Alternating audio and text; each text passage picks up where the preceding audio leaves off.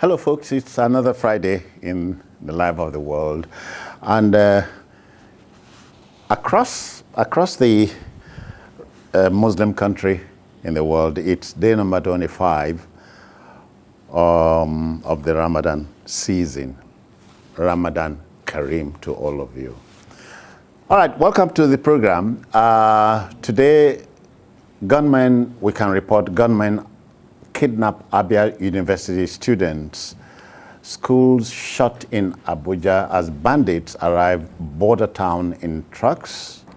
Now, President Buhari orders probe of NPA, Nigerian Ports Authority, suspends its managing director, Hadiza Bala Usman, and later on, we'll share this with you.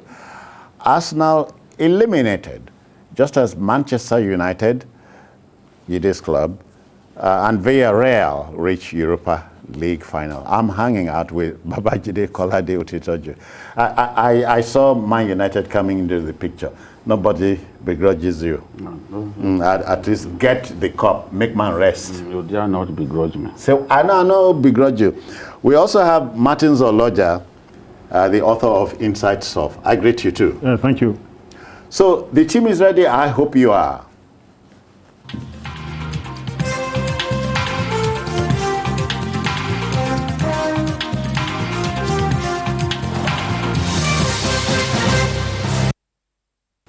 All right, then, let's go. You know, the small Uturu town in northern Abia State has stolen the headlines, even if for all the wrong reasons. An unspecified number of students of the Abia State University were reportedly seized by unknown gunmen on Wednesday. The incident occurred when the hapless students were on a commercial bus returning to Uturu from Okigwe in Imo State at about 8 in the evening. Abia State says it has extracted a promise of rescue from Imo, who is a neighbor. Now the FCT is not spared this scare, as schools in the Federal Capital Territory have been shot. More than 200 unidentified men suspected to be bandits were dropped by a truck at Sabon Wuse in neighboring Niger State. Well, Jude, I'm not surprised. Abuja, you would have thought, was a secure environment. No, not. That's not entirely true, because we've been receiving reports of kidnapping of people in communities close to the seat of power. Remember Tunga, Maje. Remember even Gwagwalada. Okay. Remember the case of those orphans. The bandits stormed the orphanage and took some of them away. Okay. You can imagine. So it's such a problem now, and one is particularly worried about even the university, the University of Abuja itself, because behind the university is a forest on governed spaces around the university, behind it especially, and people are worried that, look, one day these guys could just show up as they did at Greenfield. You have Greenfield University located along the very dangerous Kaduna Abuja highway, and we didn't put enough security men there to deter these criminals until they came and took away those university students. So now, having heard that some suspected bandits were dropped in the neighborhood, schools are taking precautionary measures, telling parents that they should not bother to bring their wards to school. There is the university, the Veritas University, that is owned by the Catholic Mission. You know, they made some arrests recently, and since that time, arrest of intruders. Since that time, the school has been receiving all kinds of threats, believed to be from these elements who are bent on coming to pick their students. There was a family that paid as much as 7 million in ransom to secure the release of 5 of their children in that same area. And then, of course, remember the chairman of the Gwagwalada branch of NBA, narrowly escaped. Oh yeah, narrowly. Yes, being kidnapped, you know. So just not far away from the National Defense College, there was also an attempt to kidnap an entire family. You know, so these are warning signs that look, the security of communities, the satellite towns to the FCT must be built up. Otherwise, if these guys find a way to come, I mean, if they can operate freely in that area, then they are coming close. They are coming close. And before you know it, even the seat of power itself will not be safe. We've received this warning even from the governor of Niger State, who said, see, Boko Haram has hosted his flag in my state, in a community just 2 hours away from Abuja. So there are warning signs. How we respond to these warning signals is what will define us as a serious nation or an unserious nation when it comes to security. Martins, you know, let's go to Uturu. Uturu in northern Abia State is in the news, as I said, and the news is not a palatable one. They say the more bad the news, the more attractive the journalist is. So, but you remember, Abia is the home of Osisi Kanku. You know, in the time of Theodore Oji as governor. But Martins, nobody will tell you that the gunmen, unknown gunmen, this time, are still the same we are battling with. Anything is possible, anywhere. Anything is possible, you know, but you see, it's very unfortunate. It's no longer shocking to people, and I think that's why Jide just went straight to the issue of the nation's capital, because it's very important. That's where the people we elected, from the president to National Assembly and the one we appointed as the 3 arms of government, are located there. And if anything, we should be able to look up to the hills in the nation's capital, whence cometh our help. Our help should actually come from there. But if no help can come from the nation's capital, how will the Uturu people get help? We have a federal police force. Okay. We have a Nigerian army. We have the Nigerian Air Force, all on the exclusive legislative list. They are all federal institutions. But all the heads, the Inspector General of Police, the National Security Advisor, the DG, DSS, DG, NIA, Minister of Police Affairs, name them the Commander-in-Chief of the Armed Forces. All of them are there in Abuja, yet there is no safety between Abuja and the political capital of the north. It's Kaduna. So we're asking us to discuss Uturu. Uturu people can only depend on God, as we always say here. May God help us. Yeah. But it's a very sad story that we are not discussing development issues. As I always note here, we come here how to export how many barrels of palm oil. We didn't create all these things, and we can't ignore them. Security and welfare of the people shall be the primary purpose of government. It's in our constitution. And definitely, government is there to provide security. From where we will get welfare. If there is no security, there will be no welfare for us, the people. So it's really very, very unfortunate that this thing is happening now. We were talking about Veritas University, even the law school, the Nigerian law school headquarters. It's in Buhari, very close to Niger State, where the governor first sounded a note of warning that these people are close to home. Don't ask for whom the bell tolls. It tolls for thee too in the nation's capital. He said so. Shiroro. Many people will be hearing about this thing. Didn't know. These places are not far from. They are not far from the boundary between the nation's capital And this one, the rock they used to advertise Abuja, they say Zuma rock. Yeah, Zuma. You know, Zuma in Suluja. You saw I wrote Suluja in Niger State. I wrote a story long ago when I joined The Guardian in 1999. I wrote an exclusive story when they released 100 naira note.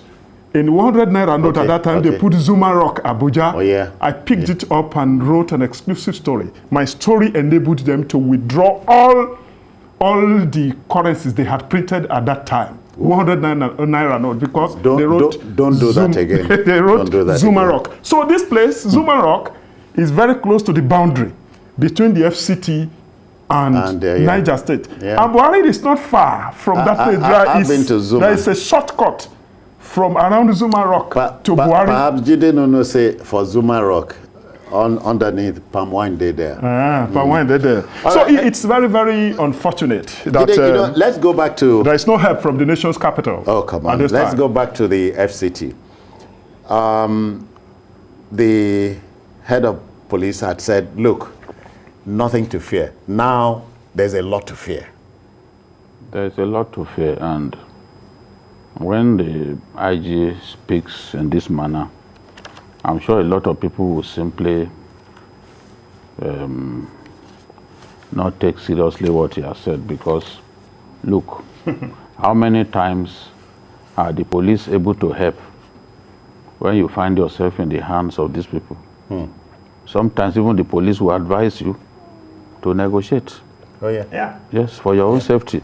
I know of policemen who had been kidnapped for over a year now, and no word has been heard from the kidnappers. Either they've taken their lives or done anything to them. So it's like everyone is on his own. If you are lucky, you get out of the den of the kidnappers, then you thank God, because this kidnapping is extremely prevalent in our country, and no part of the country is insulated. No part. No part. You could be on the street and somebody, you could even be in front of your house trying to open your gate and you could be kidnapped. You know, so you could be jogging. Here in Isheri, a man was jogging on Saturday morning, and then they just came, picked him up, took him away. So it's become a national pastime in our country to kidnap fellow countrymen and women. Now, it is not enough for the police to assure that, look, Abuja is safe, this and that. People must see the signs that we are taking steps. Security is so lax in our country. Sometimes the warning signs will be visible to everyone, yet we will not take action until the devil strikes. Jide, let me take that to southeastern state. I hear policemen hardly come out in their uniform anymore. Yes, yes, and the checkpoints are literally non-existent. Because drive-by shootings are now common, which was exactly the way Boko Haram started this insurgency. We are going after security operatives. So now, in those places, they prefer not to wear their uniform. So, and if we have a situation in which even the police are scared to do their work, then what is else? The fate of the ordinary man? You have no one to protect you. We are talking about a police that is already overstretched. They are not enough. But even those who are enough, in some parts of our country, they are too terrified to do their work. That's a recipe for anarchy. And we must do our best to banish the lawlessness, the violent combustion that is going on in the southeast. Martins, to take this home, therefore, the Abia state government had said, look, we have extracted a promise from our neighbors in Imo. We'll help rescue the students. Well, that is good for the people, but we still have every reason to fear, because we have had so many promises like that unfulfilled. And especially as the governors have been talking, they say they are helpless. They don't have anything. But sometimes when you ask the question, why do they draw security votes, it's like you are begging the question or begging the issue. Well, definitely they draw security vote. They know how they spend their security vote. But now people are asking questions. What do they use security vote for? In Lagos here, there is a security fund too, police fund and other things. They use some of these things. But at the state level, they get security vote on one hand, and on the other hand, they say they have no security. And they say that they don't have control over state police because the commissioner of police there does not report to them. So they complain. So they are looking for state police in a legal manner. That is in the constitution. They want state police so that they can have control, so that they can use the security vote they are saving now to save their own people. So what they are spending, not saving. Spending. No, that is just that is the satirical form. Oh, come on, stop the satire. I think ultimately we must do something about central policing. Central policing is not because helpful. Look, it's not people helpful. keep saying, what are they taking security vote for? What are they taking security vote for? The governor of Imo State just bought about 100 vehicles. Meant to be handed over to the security agencies. Yes. I listened to the governor of Kaduna State saying that the governors of the states of the north came together and contributed about, was it either 30 or 40 billion, I can't remember how much he said they contributed to fight insecurity. But who funds the police literally these days in terms of logistics? Is the states who buy these things for them? If not for Dangote and the states, probably the police won't even have vehicles. Martins, we must go. Time is a master. Time is a master. We'll go to our next program. Well, let's even from this hangout talk to the kidnappers. I know you're watching this show. Think about what you do, because like it or not, answer day, and everybody will be answerable. That's the way to put it. Those guys are too mean to be thoughtful. But make we talk. Okay, to our next story. The Nigerian Ports Authority, NPA, which we thought gave hope, is in the news.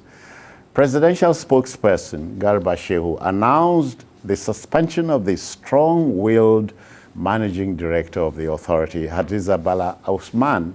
The action, we are told, is to probe the NPA under her watch.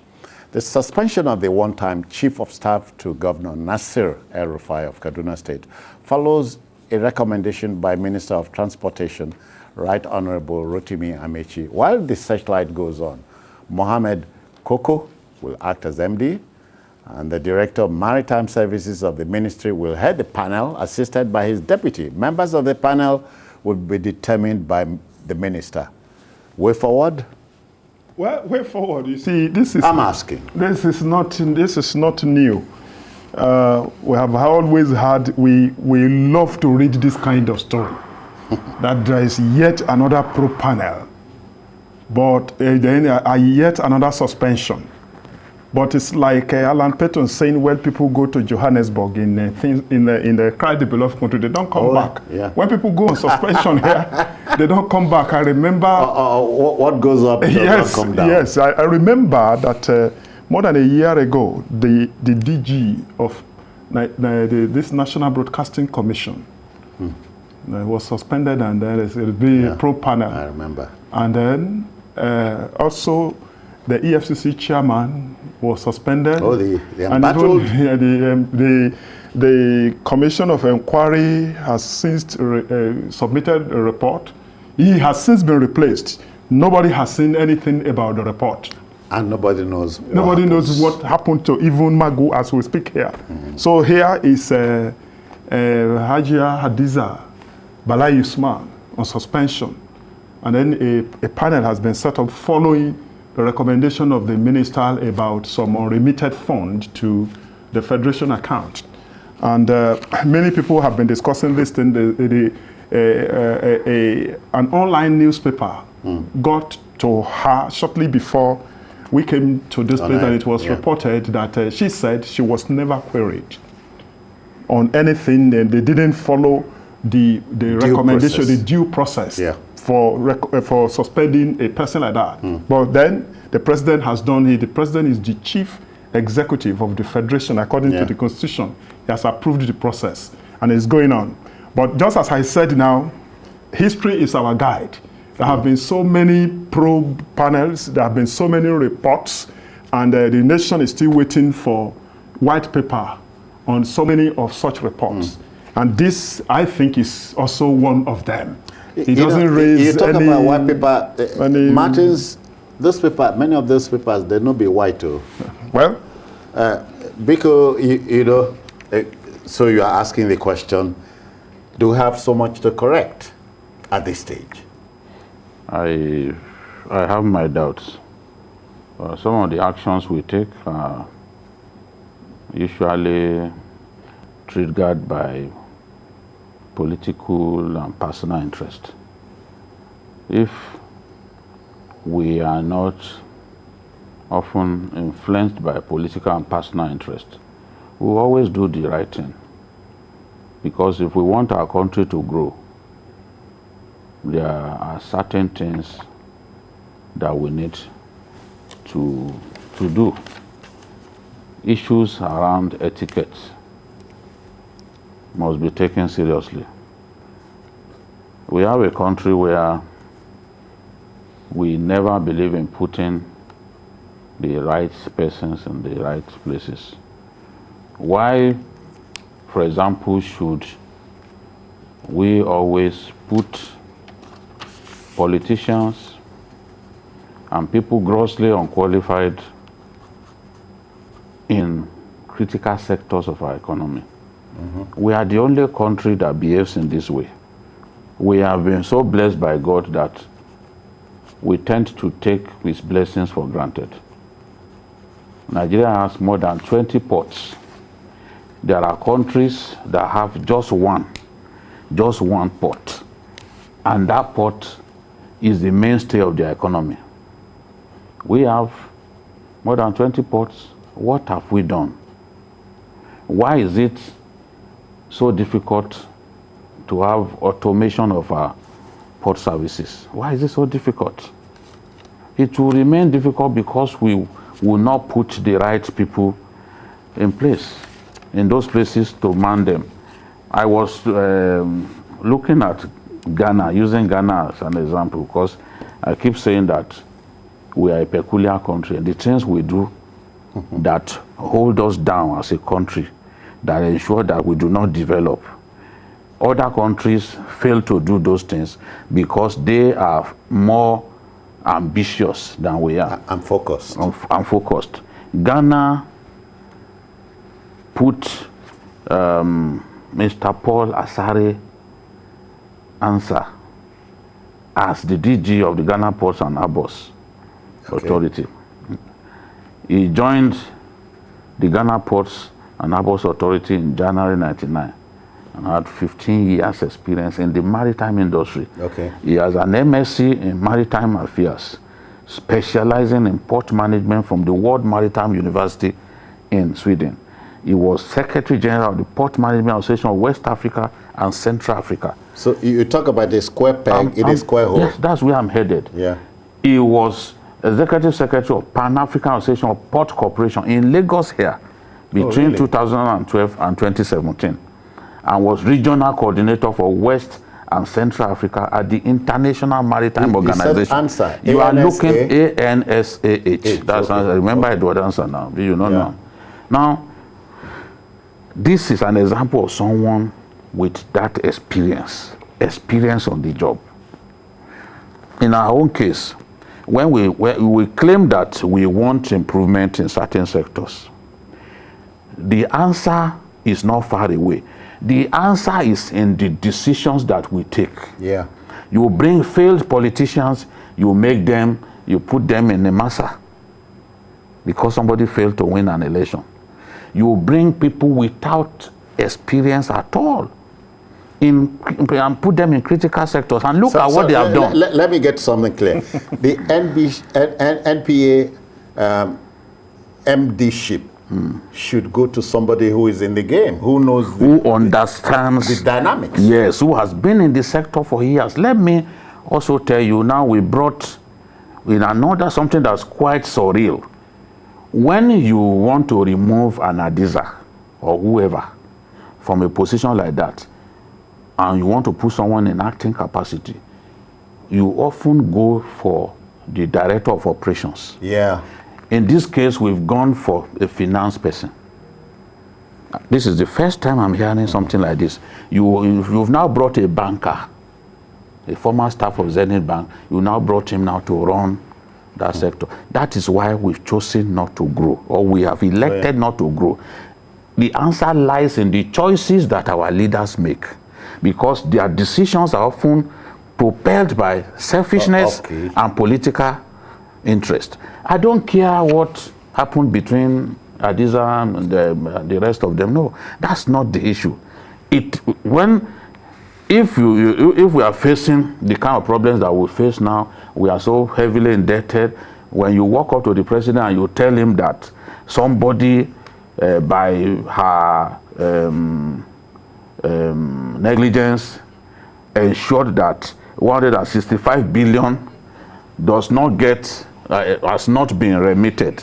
165 billion has not been remitted between 2016 and 2020. Of course, the president will approve your desire to have an investigation take place. That is what Rotimi, that's the letter that I wrote on Rotimi Amechi wrote on the 4th of March. And by the 30th of March, the chief of staff conveyed the approval of the president for the investigation to happen. The chief of staff then asked him whether that he could choose between a list of 5 audit firms, namely KPMG, Deloitte, PricewaterhouseCoopers, Ernst and Young Nigeria, and McKinsey and Company Nigeria, that he could choose. Or if he would not choose, then he could delegate that to the ministry, or to the federal government to choose one of them or advertise. That is what has happened. No one knows. It is possible that Adiza did not steal a dime. But in the end, when by your actions and inactions, certain infractions happen, you are going to be held liable. In this game where the political players hardly forgive one another when there is an infraction, of course you will always find a reason to punish someone. You did quite a lot to talk about when it comes to this issue, but we'll go on this break and return. Please stay with us.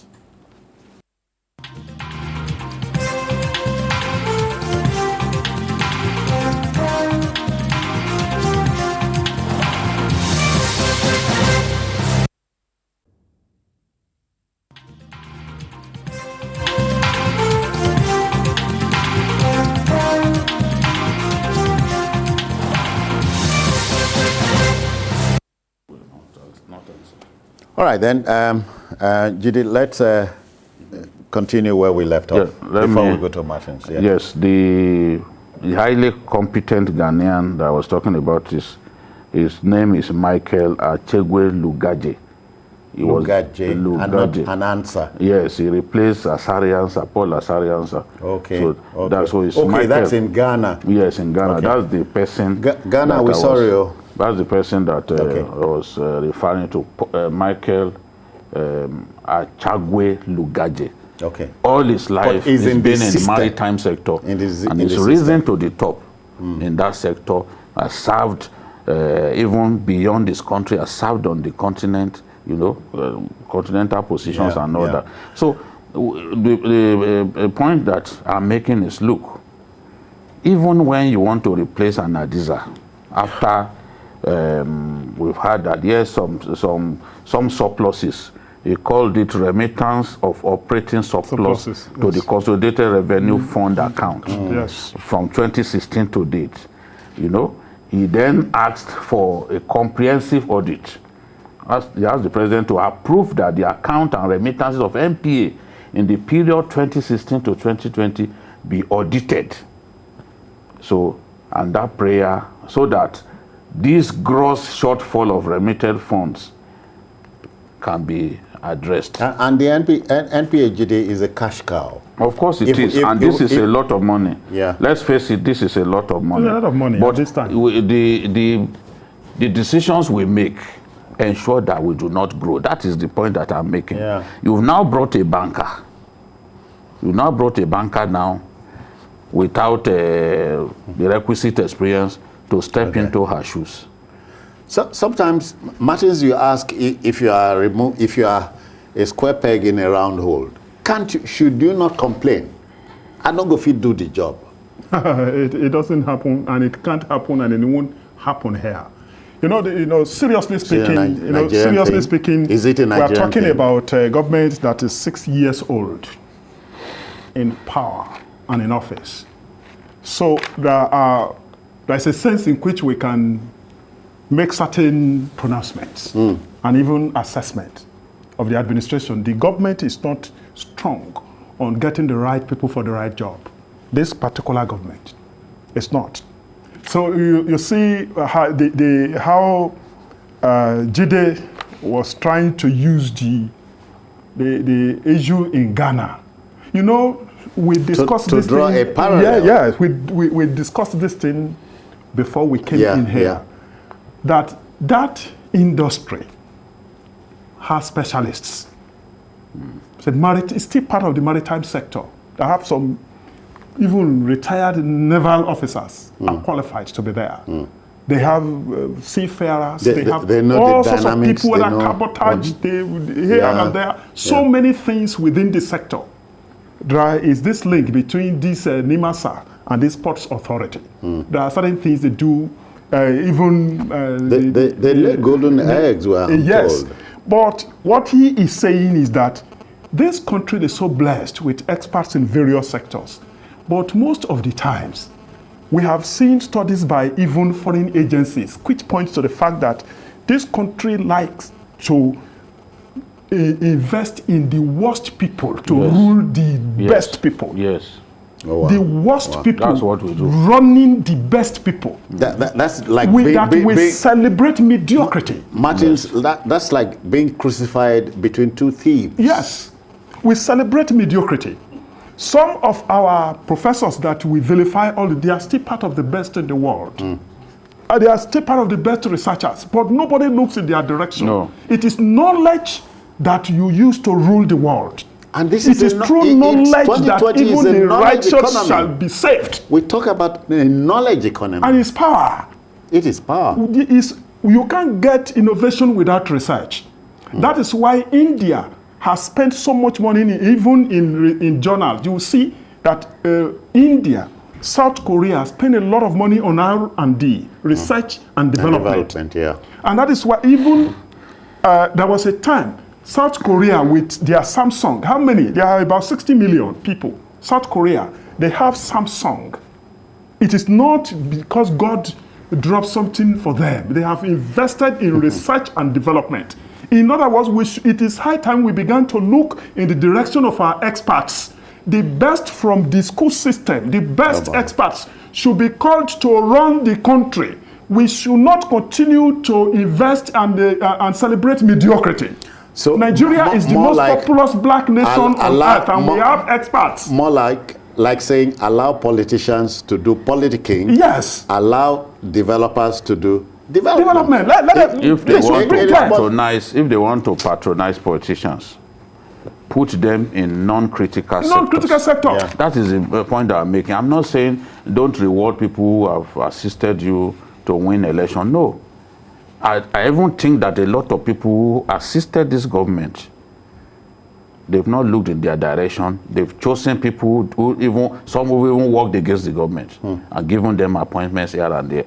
But critical sectors, because the truth is, after oil, telecoms, it is the maritime sector that comes next. Yes. Oh yeah.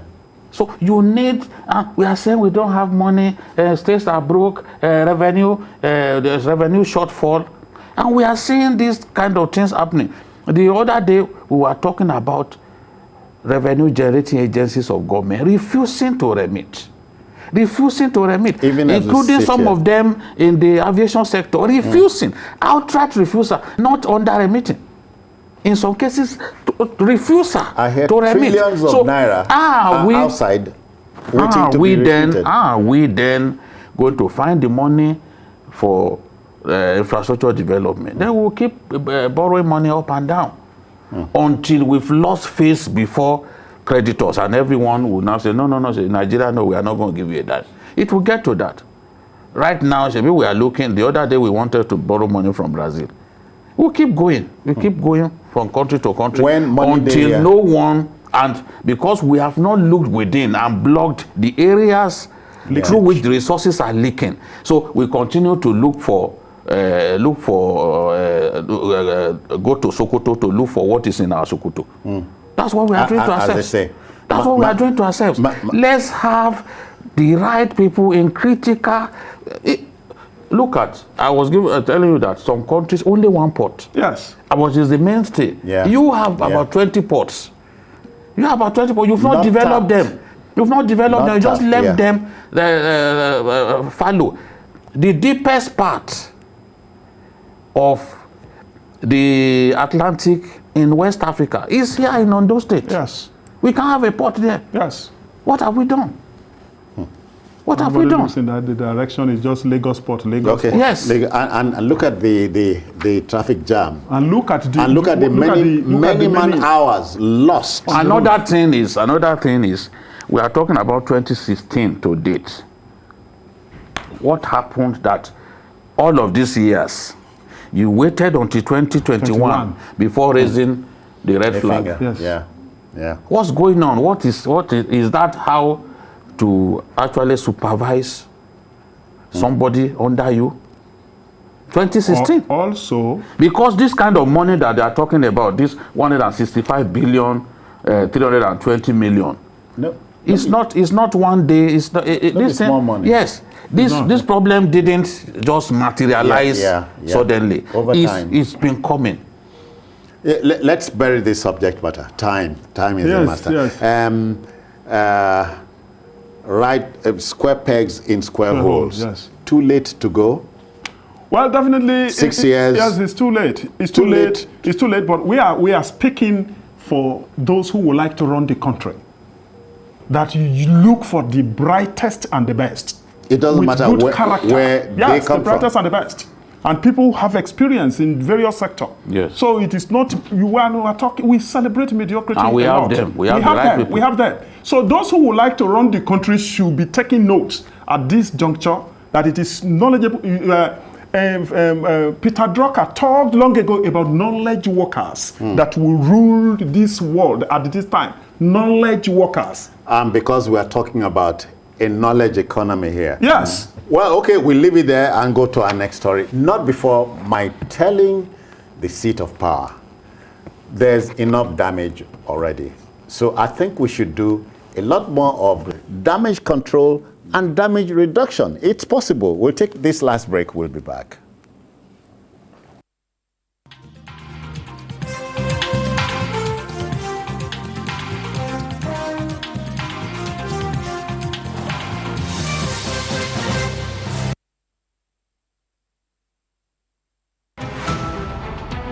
Every major news story is with many perspectives and layered with different levels of impact. Hello. What time did this happen? We will be right there.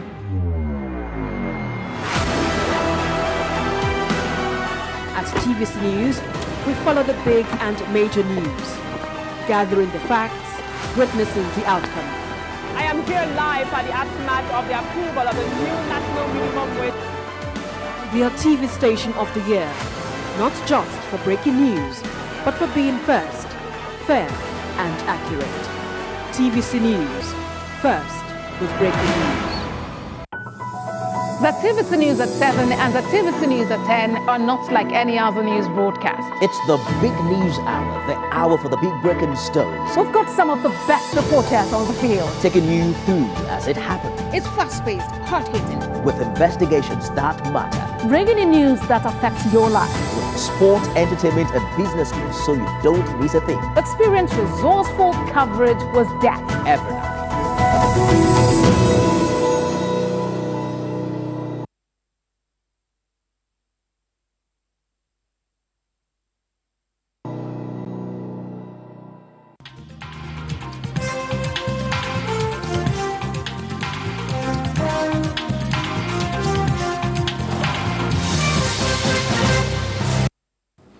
All right, let's go to our last story for the evening.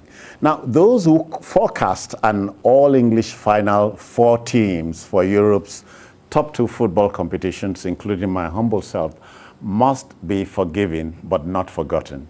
Whereas a revived Chelsea Football Club of London rewrote all the records by eliminating 13-time winners Real Madrid, Manchester City notched kicked 2-legged wins over last year's UEFA Champions League finalist, PSG. Now for the Europa League, Manchester United were sure bets for the championship game, which is built for the Stadion Miejski, that's in Gdansk, Poland, on Wednesday, 26th of May, 3 days before the big one, UEFA Champions League, which comes up on Saturday, May 29th at the Atatürk Olympic Stadium, that's in Istanbul, Turkey.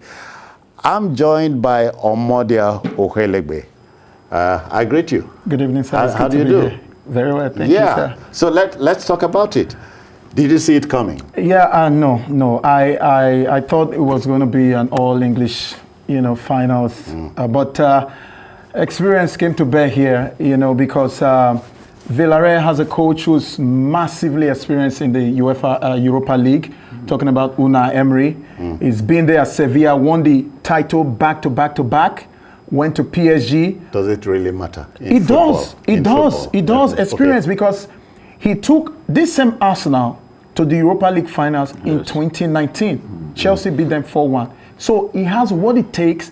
This is the first time. So why it matters, Citizen Jones? Yeah. Villarreal has never gotten to a Europa League finals in their history. Arsenal did. So, with Unai. So the question is, why did they sack Unai? Oh, come on. Why did they sack Unai to bring in Arteta, who lacks experience in this type of games? We need to ask these questions. Now, in the domestic league, Arsenal are 9th on the log. Unai Emery finished 5th before he was sacked. So let's lay it bare. Arsenal needed just one odd goal to qualify. One goal. And if you see, that's why a coach needs to be pragmatic. Now, Unai Emery in the first leg played attacking football because they needed to win. They were at home. They won 2-1. They needed to make a point. Yes. We thought Arsenal had a lifeline with that one goal they scored in Spain. They needed just a goal. Come on, just a goal. And you played goalless for 94 minutes? I mean, Unai Emery is experienced, and that's what happened last night. Yeah, that's what we're saying. That's what happened last night. Yeah. How can it put all the attacking formations you've worked with Pep for years? Put all the attacking formations. Put all the attack-minded players there. You needed one goal. You should have been able to nick that one goal to qualify for an all-English Europa League final. But football is not 2 times 2, which is 4. It's very exacting. Score goals, get results. Yes, but your opponent will not simply put their arms behind their backs and watch you score those goals. Unai Emery is very experienced, especially when you are talking about the Europa League. It takes experience and ability to manage the conditioning of players to play that tournament, because it's so tough to play every Thursday, play the league sometimes on Saturday. You have to manage the conditioning of those players very well. Otherwise, they will burn out before the end of the season. Did Arteta have the players? Arteta, of course, has got the players. Where was the problem? is this approach to the game. Arteta, sometimes I ask myself, did he really train under Pep? Because he's too cagey. Pep is so in love with attacking football. Yes. He plays attacking football. There is no time that you can say Pep Guardiola adopted a cagey approach. No. He will keep, even if you beat him, the shape of the team will not change. He will keep looking for that goal. If they will keep passing and passing, they can pass you to death. They will keep passing. They believe that chance will come. Yeah. And when that chance comes, they will take it. Because only goals win matches. Look at, for him to be able to dominate the opponent, sometimes he plays without a striker. At Barcelona, he played with a false nine. So he had players who could hold the ball, who could distribute the ball. He left out an out-and-out striker. And even in this last Champions League games, he did the same thing. He did. Without a recognizable target man, he played the game, he frustrated PSG, and he got the goals. Which matter in football. That is what matters. I remember Promise was sitting here yesterday and he was saying, that he was sure that Arsenal will qualify. Yeah. We asked him to predict for the other game, he refused. But he predicted that Arsenal, of course, an Arsenal supporter, he predicted Arsenal will qualify. The worst thing I can do to myself is to predict an Arsenal victory. Because you never will be sure of the kind of Arsenal that will turn out on a given day. The Arsenal of these when days. Arsenal qualified for the final of the Europa League in 2019, they were in a rich vein of form. To my utter shock, they lost the final to Chelsea 4-1. Check the matches that they played just before that final. They were very good. But on a day that I invested my faith in them, they disappointed me. Now, even yesterday, people thought that they were playing at home. They would just get that goal. If you could score a goal with 10 players, you scored a goal with 10 players in Spain. Then you had 11 players at home. And for 94 minutes, you couldn't just get that one goal. Amadia, we talk about formations and so on, and coaches. When a good team loses, the coach takes the rap. Yeah, he takes it. When it wins, the coach takes it and not the players. And not the players. It's to the coach first, because you have formations and you have personnel to execute that formation. If you put a formation down, are you playing a 3-5-2? Are you playing a 4-4-2? Are you playing a 3-4-3? Or 4-3-3. Or 4-5-1. You have to come up with a solution to what you want. You needed a goal. Play a three-man defense. Let me tease you. Crowd the midfield. What happened between PSG and Man City? Chelsea in the second leg? PSG, Chelsea? No. Sorry. Chelsea and Real Madrid in the second leg. Chelsea and Chelsea, Real Madrid, the second leg. It was just a case of who needed it the most. Madrid, just like this Arsenal and Villarreal, Madrid, hugely experienced, most decorated side in the Champions League, 13 trophies. But Chelsea needed it the most. And they went for that goal. If you see, Chelsea did something strategic that day. 5 seconds recovery of the ball. Once you lose the ball, whether it's pressing forward, make sure you recover the ball before they regroup. It's tactics. So at that point is the coach. At that point is the coach. These same players Lampard used and said they weren't competitive enough. And this same Tuchel is using the same set of players to get to the finals. But some players that he benched are now in. This guy is playing. So it's about like the that coach. German international. Rudiger. Yes. Rudiger is playing every game now. He's playing every game and he's doing well. So why did they bench him? That is why coaches are the difference makers. Coaches win matches and they lose matches based on what they... Because the approach to the game is in his hands. He's the one who decides how the team approaches a game. When the players are on the field, they are lonely. They are waiting for direction from the coach. How do we approach this game? They are putting every foot wrong. You need a coach who is also a good talker to be able to marry ability to deliver the tactics to the players with his own quality elocution.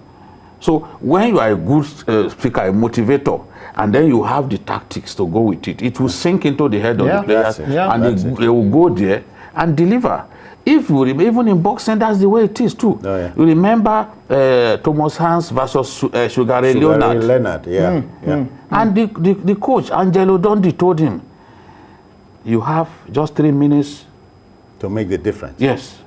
At that point, Sugar Ray got mad.